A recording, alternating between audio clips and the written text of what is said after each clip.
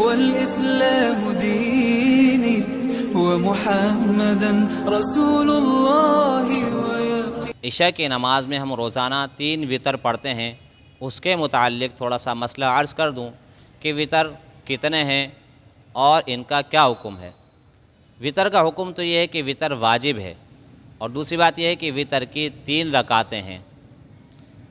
یہ 3 رکعتیں زبانی بات نہیں ہے بلکہ حدیث میں اسی طریقے سے آتا ہے۔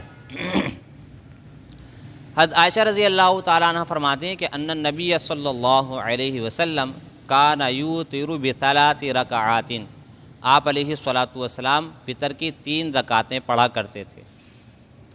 یہ حدیث اس بات پر واضح طور پر دلالت کر رہی ہے کہ وطر کی 3 رکعتیں ہیں۔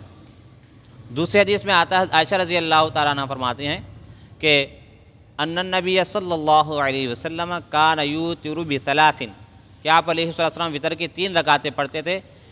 یقرأ فی الرکعۃ الاولی سبح اسم ربک الاعلی، پہلی رکعت میں سبح اسم ربک الاعلی پڑھتے تھے۔ وفی الثانیۃ قل یا ایھا الکافرون، اور دوسری رکعت میں قل یا ایھا الکافرون پڑھا کرتے تھے۔ وفی الرکعۃ الثالثۃ قل هو اللہ احد ومعوذتین، اور تیسری رکعت میں قل هو اللہ احد اور معوذتین پڑھا کرتے تھے۔ یہ تو اور زیادہ واضح ہے، باقاعدہ اس کا بھی ذکر ہے کہ آپ علیہ السلام کو پہلی رکعت میں کون سی سورت پڑھا کرتے تھے، اور دوسری میں کون سی پڑھا کرتے تھے، اور تیسری میں کون سی سورت پڑھا کرتے تھے۔ اور ایک حدیث میں آتا ہے، ابن مسعود رضی اللہ تعالیٰ عنہ فرماتے ہیں کہ وطر اللیل ثلاث کوطر النہار، کہ رات کے جو وطر ہیں 3 ہیں، یعنی عشاء کے وطر 3 ہیں، جس طرح کے دن کے وطر ہیں، اور دن کے وطر سے مراد مغرب کی نماز ہے۔ اس سے بھی پتہ چلا کہ وطر کی رکعتیں 3 ہیں۔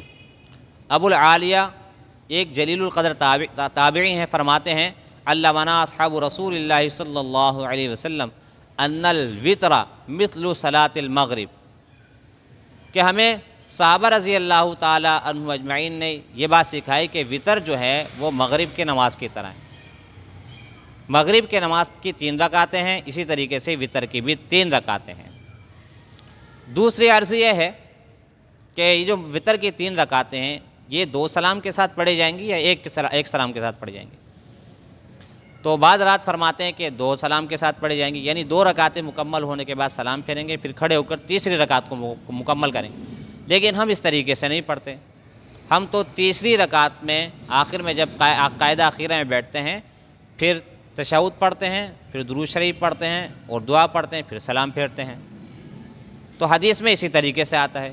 عائشہ رضی اللہ تعالیٰ عنہ فرماتی ہیں کان رسول اللہ صلی اللہ علیہ وسلم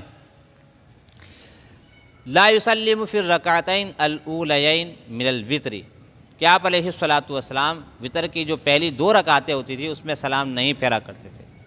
تو پتہ چلا کہ وطر کی 2 رکعتیں پڑھنے کے بعد، مکمل کرنے کے بعد سلام نہیں پھیرنا، بلکہ تیسری رکعت مکمل کرنے کے بعد پھر سلام پھیرنا ہے۔ اسی طریقے سے حضرت حسن بصری علیہ رحمۃ فرماتے ہیں اجمع المسلمون علی ان الوطر ثلاث، مسلمانوں کا اس بات پر اجماع ہے کہ وطر کی 3 رکعتیں ہیں، اور لا یسلم الا فی آخرہن، وطر پڑھنے والا وطر کی آخری رکعت میں سلام پھیرے گا، اس سے پہلے نہیں پھیرے گا۔ اور ایک روایت ایسی بھی ہے جس سے پتہ چلتا ہے کہ 1 رکعت ہے، تو اس کا جواب یہ ہے کہ وہ جب تک استقرار وطر نہیں ہوا، وطر کی 3 رکعتیں مقرر نہیں ہوئیں، اس وقت تک 1 رکعت بھی پڑھی جاتی تھی، 3 بھی پڑھی جاتی تھی، 5 بھی پڑھی جاتی تھی۔ لیکن جب 3 رکعتیں مکمل ہو گئیں، ٹھہر گئیں، تو پھر اس کے بعد 3 ہی پڑھی جاتی تھی، 1 اور 5 نکل گئیں۔ اور اس حدیث کا تقاضا بھی یہی ہے جس میں آپ نے فرمایا نہا رسول اللہ صلی اللہ علیہ وسلم عن صلاۃ البطیرہ، کہ آپ علیہ الصلاۃ والسلام نے ناقص نماز پڑھنے سے منع فرمایا ہے۔ اور ناقص نماز کب ہوتی ہے؟ جب کہ ادھوری ہو، اور ادھوری کب ہوگی؟ جب 1 رکعت پڑھی جائے گی تو ادھوری ہوگی۔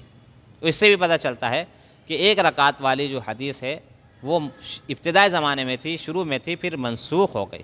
لہذا وطر کی 3 رکعتیں ہیں اور 1 سلام کے ساتھ ہے، اور وطر کی 3 رکعتیں واجب ہیں۔